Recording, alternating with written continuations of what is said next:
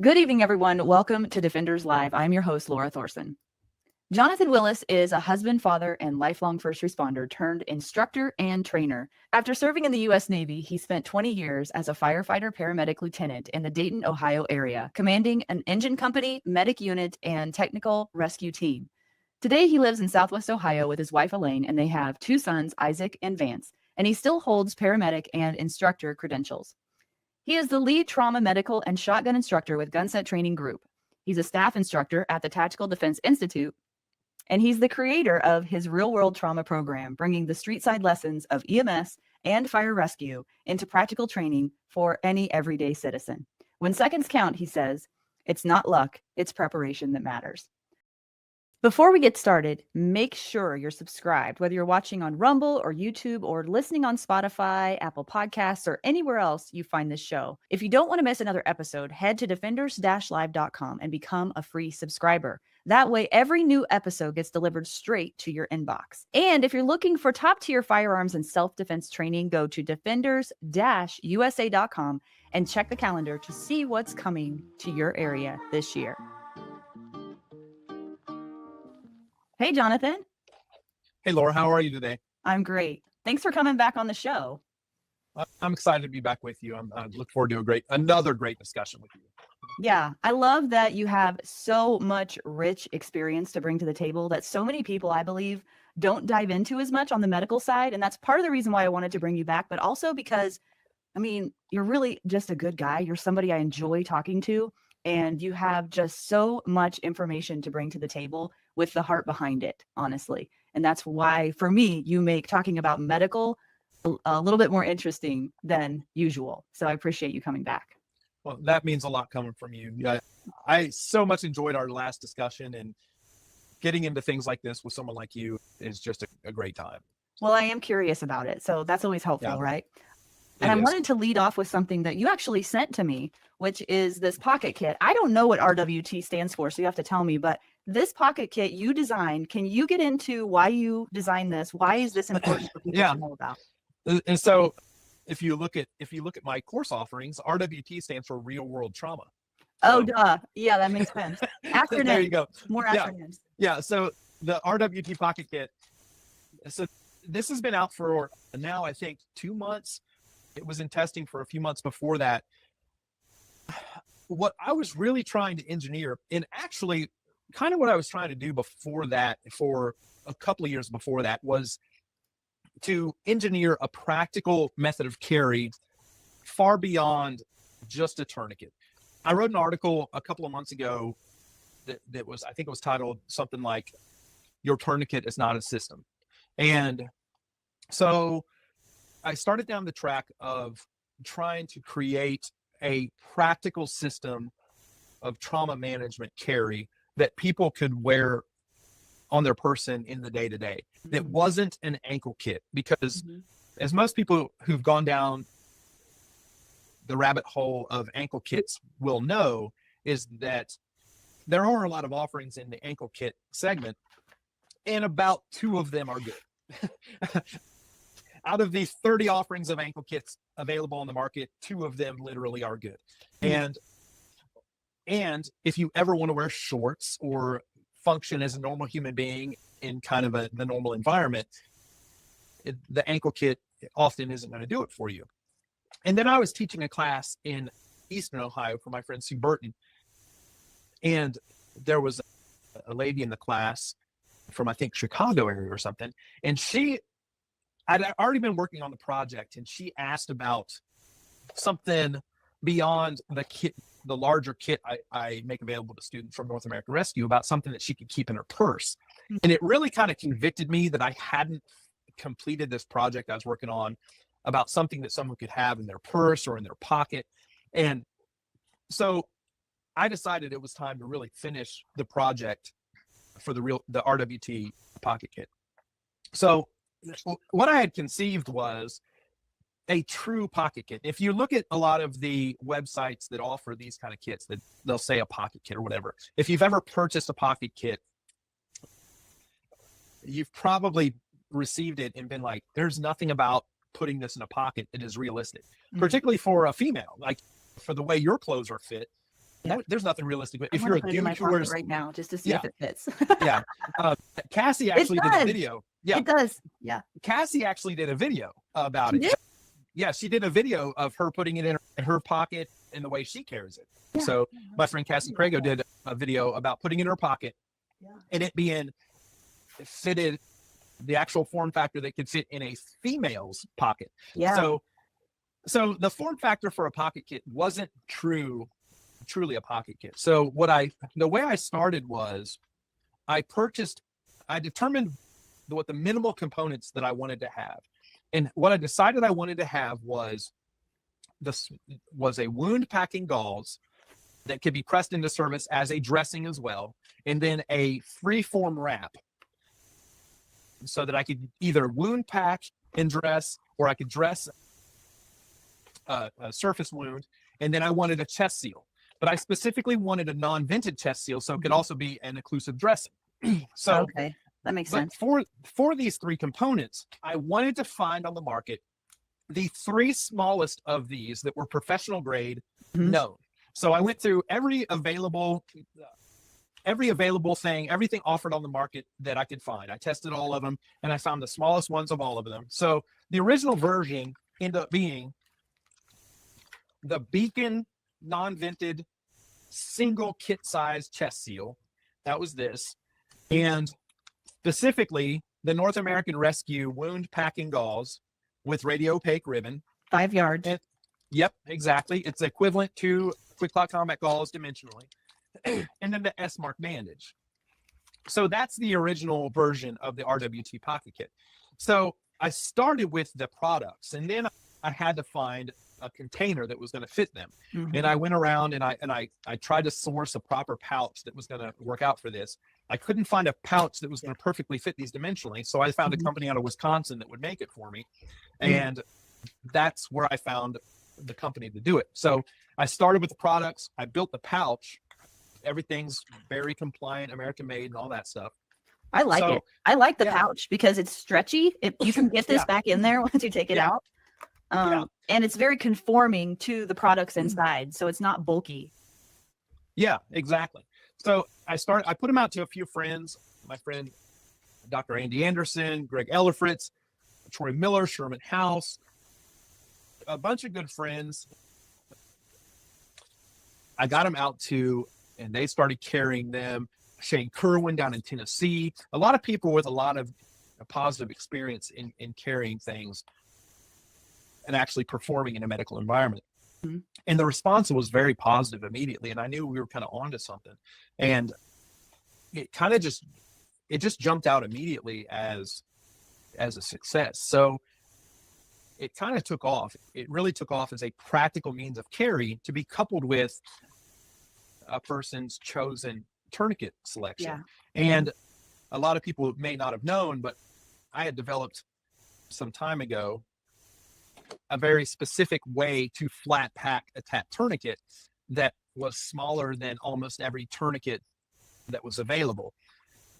So my RWT Pocket Kit coupled with their preferred tourniquet, I carry my tourniquet flat packed in a Filster AR mag pouch that I just adjust a little bit. My friends at Filster provide these. They're a phenomenal product, and I carry this inside the waistband. So this really took off. And so I carried this for months. It's really successful. My friends who were testing it had very positive feedback. I went to Professional Pistol Craft down in Nashville and debuted it kind of into the public, and the feedback was huge. So it really took off. And then I teach and preach kind of, and I've written about the comparison and contrast between the performance and the scientific knowledge of patient outcome between regular gauze and Quick Clot Combat gauze, hemostatic impregnated gauze.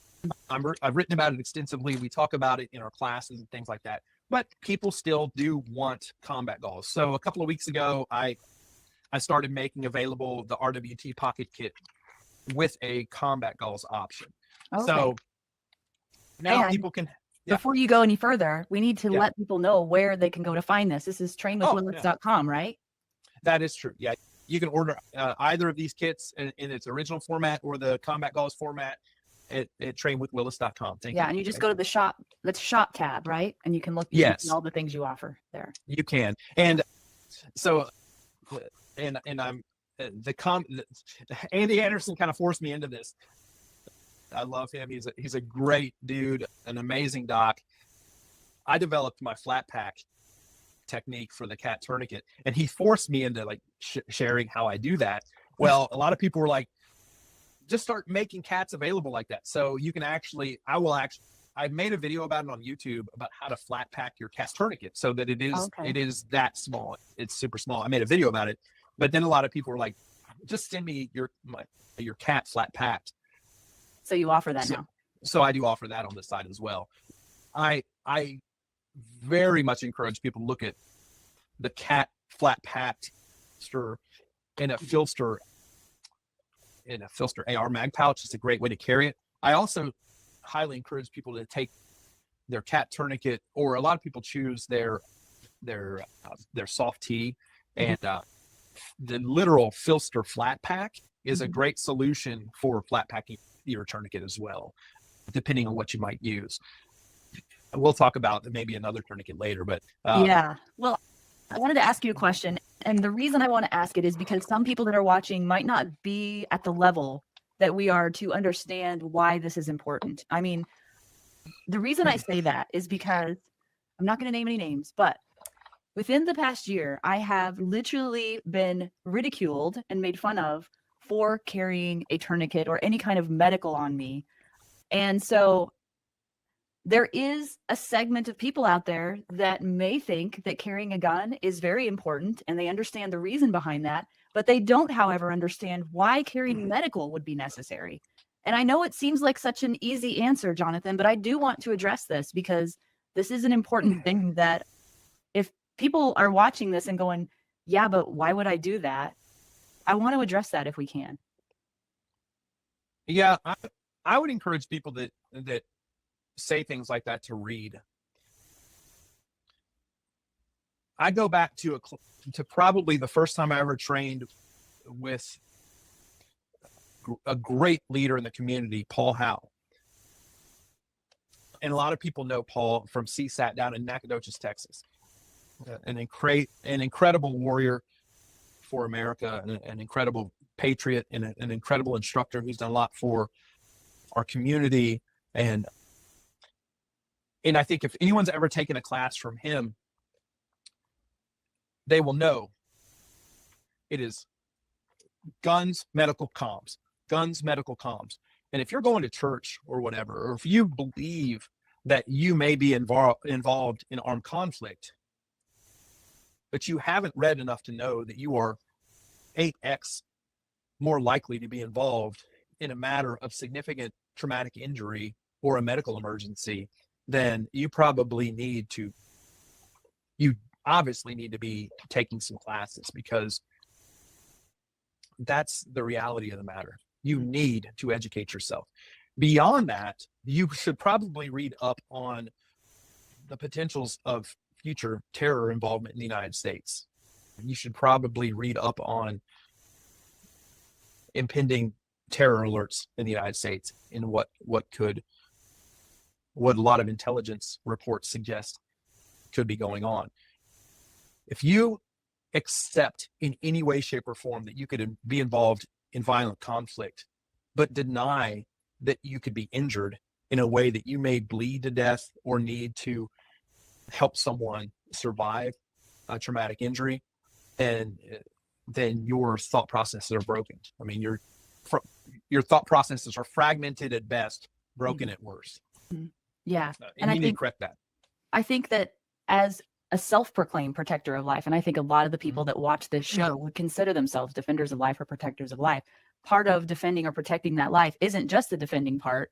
It is the protecting it medically part, because it's one thing to prepare yourself and train yourself to potentially stop the killing, but to not think about the stop the dying part in an incident like that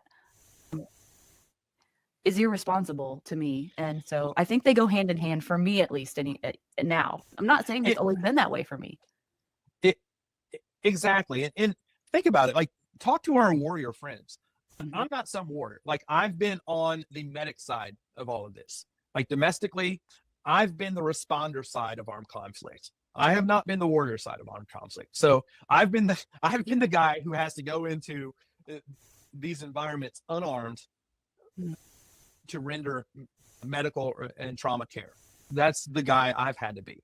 But show me an environment in combat, overseas or domestically, where they press people into action with no medical equipment at all on their person.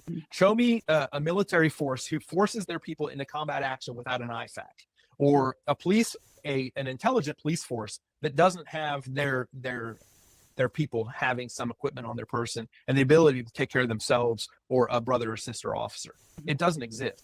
So a person who thinks that they're going to walk out of their front door empowering themselves with a firearm to protect their family or an innocent bystander or whatever, who doesn't have a tourniquet and the means to pack a wound or dress a serious wound, if you can't do those simple things, then what are you doing? The thought that you would die from something silly that is easy to learn how to correct is just unnecessary.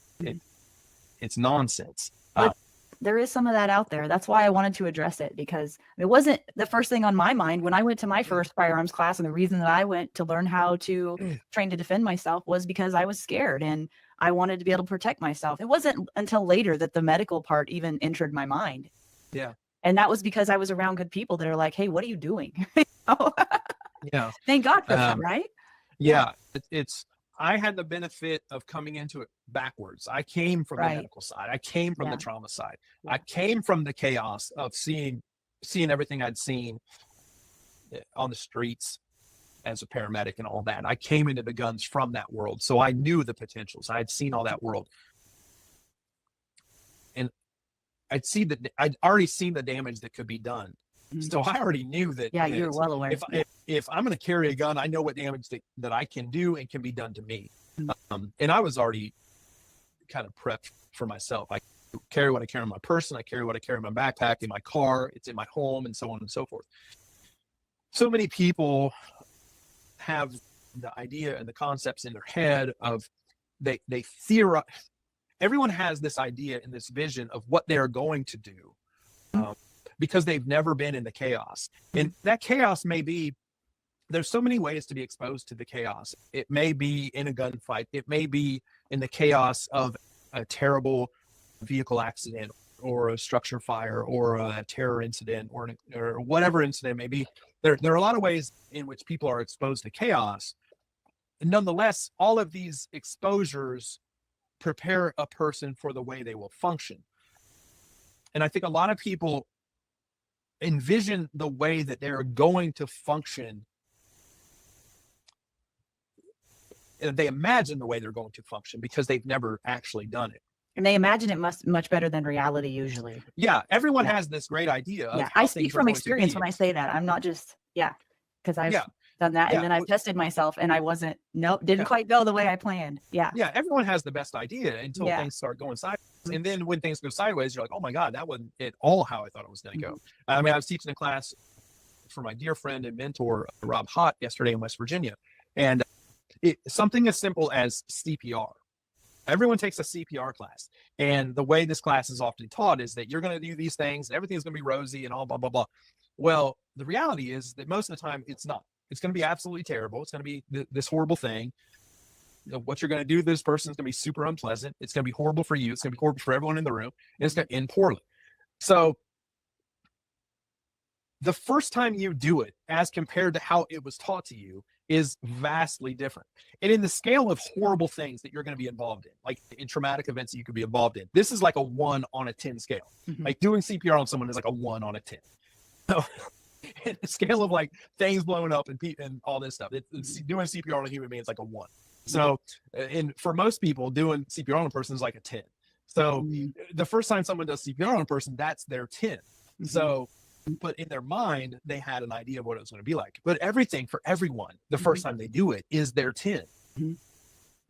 And but that's normal. That's human nature. That's psychology. That is everything what it's going to be. But it's when people take this approach. And you're talking about people who take a flippant approach to being trauma prepared or medical prepared with equipment. Any person who undermines a person's effort to be prepared in those realms or in that context is either just being a jerk or being a contrarian, or has absolutely no clue as to the reality of those working environments. If you do that, someone who would do that like in front of me, I would If you would have been there, you would have been hot. I know it. I would immediately question. I would immediately just say, what have you done? In what environments have you been in to make you say that? Because I would dare say that most people who've been in an environment that actually did those things would probably say, like, what's your deal, man? Because if you've been beside someone that you cared about being killed by something, like, well, that was my first thought was like, that guy doesn't realize that I would be the first person to his side to help save him. Even though he said those horrible things to me, I would still try to save his life with those silly things that I have in my pocket. You know what I mean? Yeah. So, because some of us have been beside people that we knew being killed. And some of us have seen people die in terrible ways that we knew. Some of us have like I haven't even been in combat.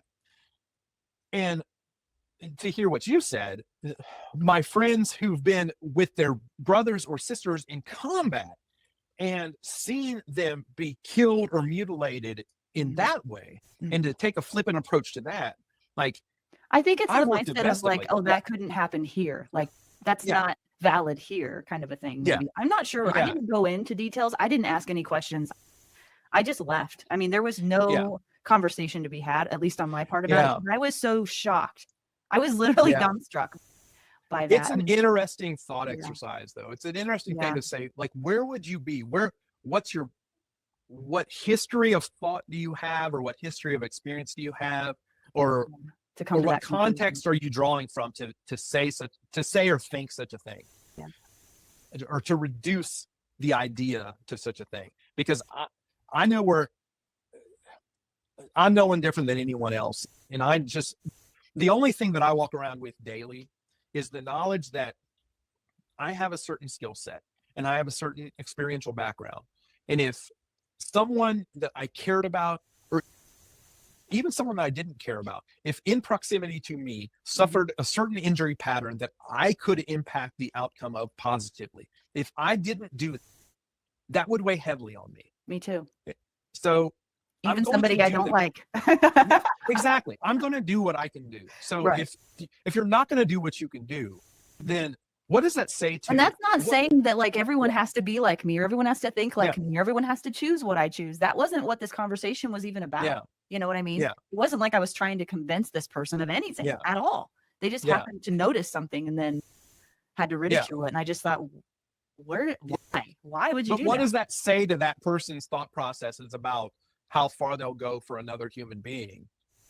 Like, are you just going to walk away, or are you going to do nothing? They're probably the just call 911 kind of thing. That's what most people say. Just call 911 and wait. Well, there might be time to wait. Yeah. I was 911 for a long time, and I know exactly what the average response standards are for every population demographic in the United States. So I know exactly how that works out in every population concentration in the country. So you can have that idea if you want. So unpack why Unpack why isn't that a good idea? That's a lot of people's approach. Just call 911. Let the professionals handle it. Like, for example, let's go back to just that one on an emergent scale. Let's go back to just that CPR thing.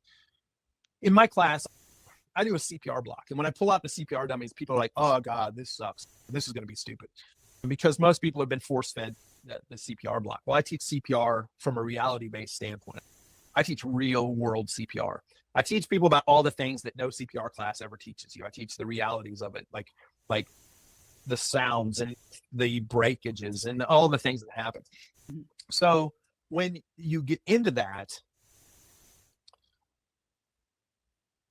almost no CPR class you're ever going to take makes you do a lot of cycles of CPR. So in my real world trauma class, when we break out the dummies, like, you do cycles of CPR. And then, so by a cycle of CPR, I mean an effective light confirmed, green light shows you're doing effective CPR, perfect CPR on a mannequin with a piston that shows you're doing perfect CPR. So there's a group on a dummy. You rotate off, everyone goes through, everyone did a perfect 2 minutes. And then everyone goes through and does another 2 minutes. And they have no clue how far they're going for how long, right? Sounds like real life. Kind of like in real life. You have no clue how long it's going to take. Right. So at the end of, like for yesterday's example, 16 minutes, every person, there were 4 people on a dummy, every person did 2 full cycles of CPR. And every person there, this was a law enforcement exclusive class. Every person there had multiple CPR class. No person there, other than in the field, in any CPR class, had ever done a real cycle of CPR. So adding that reality to it, I think is very important. And so we add that kind of thing to it, and you're like, oh, well, that's a little bit different. That's a little different tack to take. And then all of a sudden it becomes real. Then all of a sudden we're talking about a totally different thing, right? But going back to the question about why 911, calling 911 isn't always the thing. Yeah. Like, there can be things you can do while you're waiting for the professionals to arrive to potentially. Right. Yeah. So talking about 911 specifically, we get into those time frames. Like I talked yesterday about they did 16 minutes of CPR. This was in pretty rural West Virginia. After that 16 minutes, I said, well, there you go. What do you think your average response time for EMS or fire is in your immediate area? Right. And they're like, there's no freaking way EMS would be here yet. We don't have a single full-time staffed fire EMS department in the region. I'm like, well, how many of you have a bunch of people on a single victim with you? How many of you would be doing this alone? So you have to think about, you may be in a very well-staffed, very well-trained environment, and it still may be 10, 12 minutes for a response. We have to remind ourselves that for a significant big arterial hemorrhage, you're dead in 2 to 3 minutes. There isn't a single fire/EMS department on earth with a 2 to 3 minute response time. So those people can mock you all they want. Those people can mock me all they want, or they can say, oh, you're a dork for carrying a tourniquet, or you're this or that, or you can whatever. Well, you're a dork until they're bleeding to death and the medics are still 10 minutes out and they're not dead. How much of a dork are you then? So no matter where you are, you're behind the power curve of EMS response. No matter where you are. I don't care if you're in the FDNY and there's 25,000 firefighter paramedics, firefighter EMS personnel in that little tiny city. They are not going to get there for you. LAS or Los Angeles Fire Department, any of these giant fire departments, they're not going to get there for you in time to make you not die. So that's kind of the genesis for me or someone like me to create something that is small and practical and carry, to have a solution that is realistic to deploy from a normal person standpoint. So don't make fun of you or me or whomever all they want. It's all fun and games until you're not dead. Yeah. I appreciate you saying that. And not just like in my defense, but just, I don't have any judgment towards that person. I kind of wish they wouldn't have had the attitude they had, but I don't have any judgment toward that person in the respect of, well, they don't choose to carry medical or they don't choose to train or what. Like, I don't care if that, you don't have to do what I do, but I do choose that, and for good reason. And so that was kind of the point that I wanted to make on that. I wonder what kind of gun they carry. I don't think they carry. I don't know. I don't want to get into details about At least it. they're consistent.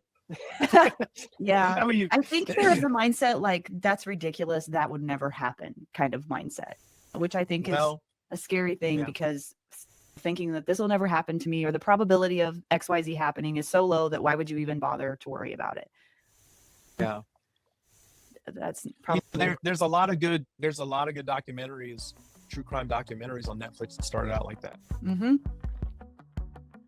If you've been listening to Defenders Live and something in you knows it's time to go deeper, not just in your training, but in your life, become a paid subscriber of Defenders Live. Each month, we meet for a live group call, having real conversations about physical growth, emotional discipline, and spiritual strength. You'll be part of a growing community of people just like you, committed to becoming true defenders of life and of their families. This isn't about being perfect. It's about showing up, doing the work, and not doing it alone. So go to defenders-live.com and become a paid subscriber and take your next step toward becoming the kind of defender this world desperately needs. Well, let's switch gears here.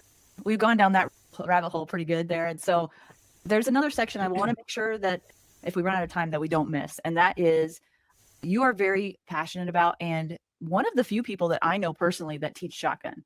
And I know for women especially, shotgun can be something that they aren't as interested in. They may have some preconceived notions about shotguns. I'd like you to unpack what those are and how you might be able to bust some of the myths behind defensive shotgun training for women, and what can we do to help get more women involved in that? I love this topic so much. I love the shotgun so much. I love teaching and practicing defensive shotgun so much. This has become a passion of mine. I'm so fortunate of it. I'm so fortunate to professionally teach this. Pretty early on, when I started to teach this, I came under the mentorship and instruction of Rob Hott pretty early in my instructional career. And Rob Hott of Simtac Consulting. He's a mentor of mine. He's a good friend of mine. And he is the creator of the push-pull technique. Okay. And so that technique, quite specifically, is a means of empowerment to people, to women and men of small stature, quite specifically. And I started to realize that for most people, they envision the shotgun as this tool of masculine defensive power dominance. And traditionally it has been. Shotgun is just an amazing implement of American defensive empowerment, hunting empowerment. It's an American institution. It's an incredible tool.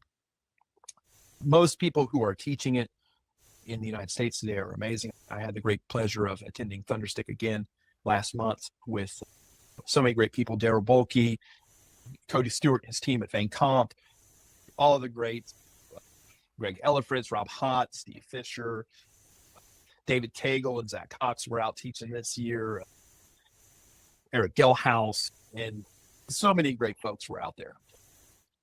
So just a great time. But still, it remains that females are underrepresented in the community.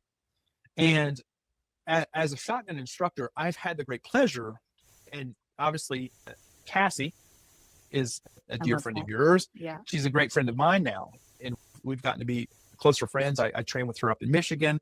I've been able to go up there and teach to her crew, and she's come down to Ohio and taken my shotgun class, and she came out to train with us in North Carolina, and so on and so forth. Because of, I think most particularly because of Rob Hott's techniques of push-pull, I now see, and with some adjustments to the shotgun, with the changes to length of pull, we can truly empower females. And I think that we as shotgun instructors need to make a bit of a stronger effort to reach out to the female shooting population and say, come and work with us. Come and take up this tool, because from a defensive context and from a home defense defensive context, there is no greater tool to defend your castle and your people, right?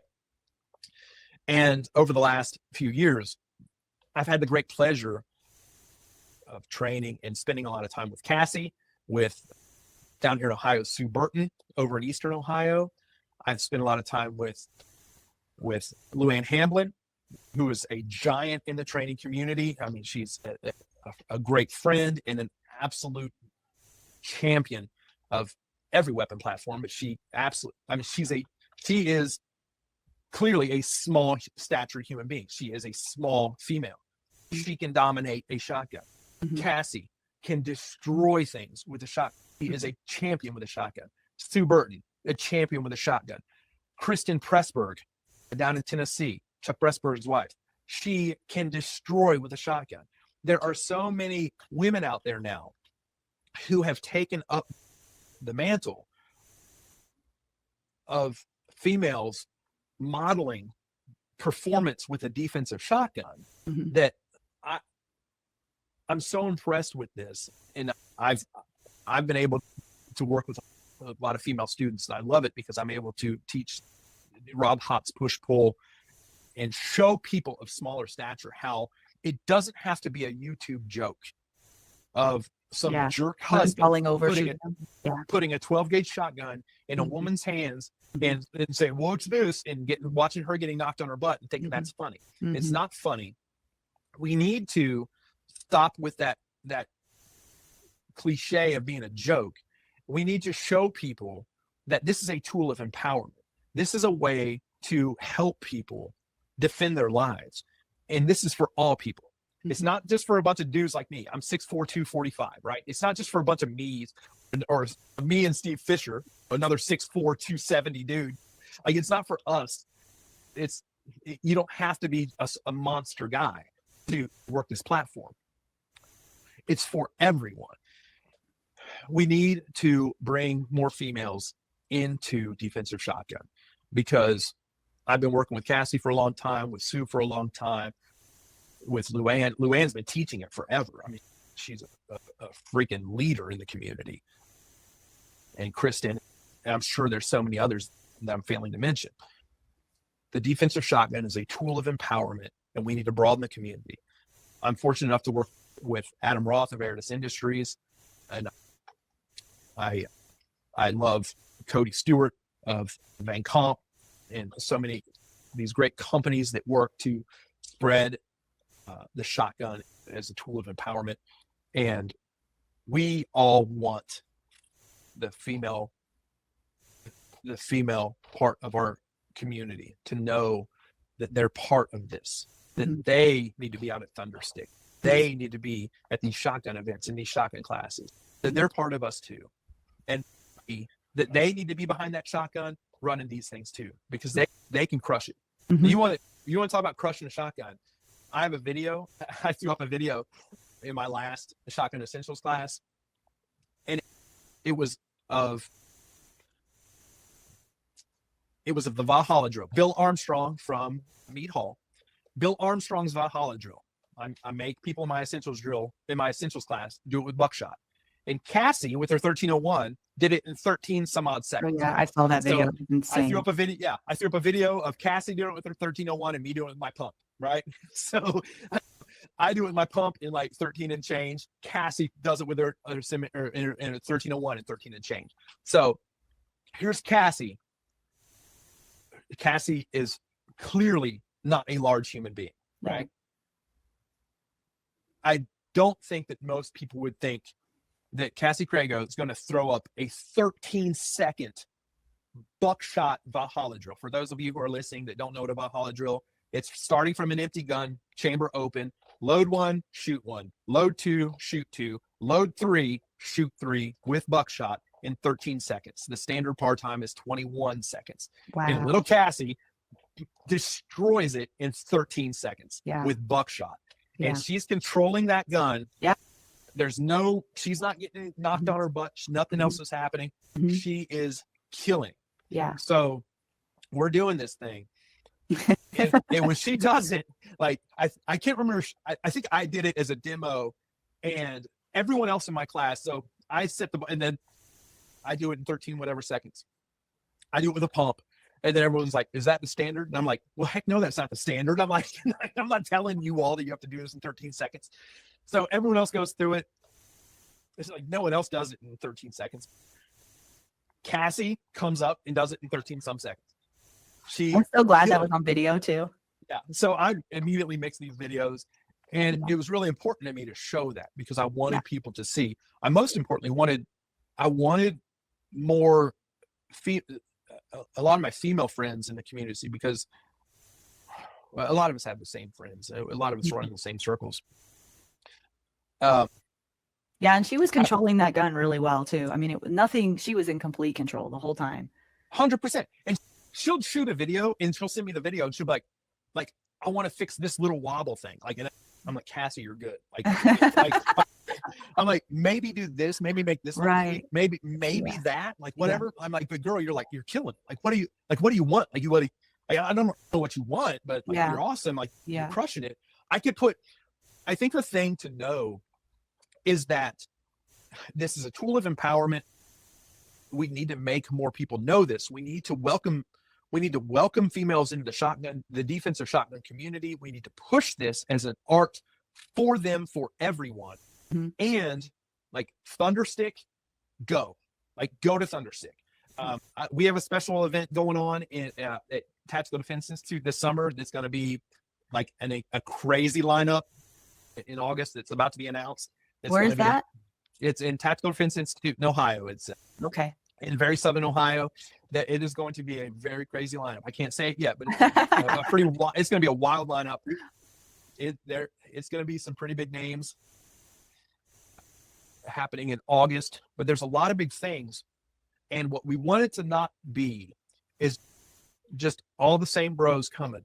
Like, ladies, come out. Like, if you have a question, talk to Cassie, talk to Sue, talk to Kristen, talk to Luann, talk to me, talk to whomever. Like, ask some of our women who've hit us up at A Girl and a Gun, who've gotten behind these shotguns and who've learned. Talk to Rob Hott, talk to Matt Hott, talk about this push-pull, who've learned these concepts and are killing it with the shotgun. They all get behind it and they're like, I got this. And then they all want to come and do it. It's probably a pretty dang good feeling getting behind a shotgun and being able to control it and do well with it. I was just looking on your website. The things that you're doing, like I can only imagine how you would destroy a shotgun. Like, you'd kill. Like, do I need to add it to my arsenal? I'm not sure. You really do. I mean, I know how many push-ups and crazy things you can do. Like, if you can do that many, like, all the crazy physical things you can do, that you could kill with a shotgun. Like, it would be fun. I was just looking on your website to see if you have like a place to put an email in for like a newsletter or something, because I figured you'd be announcing that. It'll be getting. There's actually going to be an independent website for what's about to be announced. Okay. All right. Well, we're going to tell you what it's going to be called. Okay. It is going to be called the Shotgun Jamboree. Oh my gosh. The Shotgun Jamboree is going to be August 1st and 2nd at the Tactical Defense Institute. I'm not going to say who the lineup is. Okay.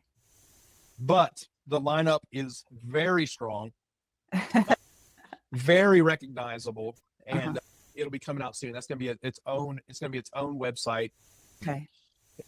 It's going to be But if very people exciting. contact you can keep them in the loop or tell them where to go or something. Absolutely. Yeah. When this comes out, it's going to be, if you love a shotgun, when this comes out, you're going to hear about it. So you're not going to miss it. Can you go to this thing like without your own shotgun yet? Or if someone, I assure you, with the company that we're bringing together, with the people we're bringing together, and the corporate support we have behind it, if someone comes to this, if someone reaches out to us, we're going to make it available to where if someone has the desire to come to something like this and they don't have the kind of shotgun they need, we're going to get them worked out. Okay. We're going to get something sorted out for them. Okay. And much like this week I'm in Buffalo teaching Shotgun Essentials. I'm in Buffalo, New York. Next weekend, me, Adam Roth, and Zach Cox are teaching full spectrum shotgun at Tactical Defense Institute. I think I told you about that class last time. We're teaching full spectrum shotgun at TDI next week. We like to make shotguns available to people if they don't have kind of what would be needed to keep up in those classes. So we'll figure something out for most people if they don't have what they would probably need. Yeah. So then where will you be and what will be happening going into 2026? Where can people get classes from you? They just go to the website, look at your schedule? Yeah, I'm starting to schedule into 2026. So with Tactical Defense Institute, you can find, I'm the lead shotgun instructor at Tactical Defense Institute. We'll have two offerings of 2-day shotgun classes at Tactical Defense Institute. A little bit different than what we do at Gunset. because in TDI, we get into the shoot houses, we do all that stuff. That's kind of what TDI is known for. We do a lot of that at Tactical Defense Institute. That will be in July and September. That schedule is getting ready to be announced. Real world trauma will all be announced on my trainwithwillis.com website. Gun set schedule will be coming out in the next few weeks as well. So that's all coming out too. So Okay, good. Okay. Yeah. Do you have time for one more question, or should we wrap it up? Of course I do. Yeah. Okay. Well, I am curious about this one because I've kind of been thinking about it, which is the coaching versus mentoring question that we talked about before the show. So can you unpack what you believe the difference to be and how someone can tell if they need a mentorship or a coach? Well, I think it's a little bit, I guess my idea with that is a little bit different than mentorship. Do they need one versus the other? It's knowing if they're getting one versus the other. Oh, okay. Yeah. And I see it kind of referred to in our circles. I see it referred to in our community. I'll see someone say, my mentor this or my coach that or whatever. Mm-hmm. And I think it's a matter of parsing out terms, using the proper vocabulary. And I was fortunate enough to have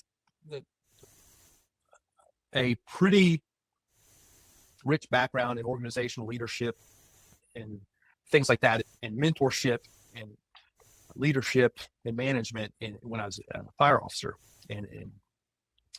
And I think it's a worthy discussion for all of us. Yeah, because I'm wondering if I've been mixing this up and I don't realize it. Yeah. And I think I think we should really look into what mentorship is. Mentorship versus coaching. Like, sometimes your mentor can be your coach, but your coach isn't often your mentor. Yeah. You know what I mean? Mm-hmm. So you pay your coach, but your mentor is a person who voluntarily enters into a relationship in which they want to, it is a mutually willing relationship to benefit each other. A mentor voluntarily enters into the effort to enrich another. The mentor doesn't enter. It's kind of like if you go into a corporate environment or a business environment, or even in a governmental agency environment. A lot of governmental agency environments will say, we're going to start a mentorship program, right? And I don't know if you're familiar with this kind of model, but they'll say, we're going to assign this person to be this person's mentor. Oh, okay. Have you ever heard of this? This is the most flawed concept ever. This is one of the stupidest things that has ever existed. You can't assign a person to be another person's mentor. That's not a thing. And this has to be a willing and mutually consensual relationship. You can't force a person to be a person's mentor, and you can't force a person to be mentored by another. Right. This has to be a consensually symbiotic relationship between two people, where in an otherwise hierarchical power dynamic, a person who was senior to another sees qualities in a junior or a subordinate and wishes to enrich or uplift another voluntarily, right? And it often develops a friendship and a kinship and a fraternal or maternal or paternal love mutually between two people. And this is so far removed by any monetary transactional kind of thing. And I see in our community that oftentimes someone who pays someone money to like coach them thinks that's their mentor. And like, no, that's not your mentor, that's your coach. Like, now I've been so blessed in the military, in the fire service, in business, in the firearms community, to have people who have chosen to invest in me through personal relationships where they decided that I was worthy of their time and worthy of their effort. And these relationships are cherished by me. Now, sometimes they can exist. Like a mentorship relationship can be born out of a transactional relationship. These things Sure. these things can coexist or be born out of another thing. But I think it's a worthy discussion to think that not always is your coach your mentor. I always think of mentor as a term with a lot more weight behind it than coach for me. Yeah. Like I wouldn't be quick to call someone my mentor if there wasn't that relationship already. Yeah. Have you seen though that some people do? I guess I've not noticed. Yeah. That's where I'm like curious. I'm like, what? Wonder where this is coming from. That was like what was going around in my head as you were talking. I think maybe because you have.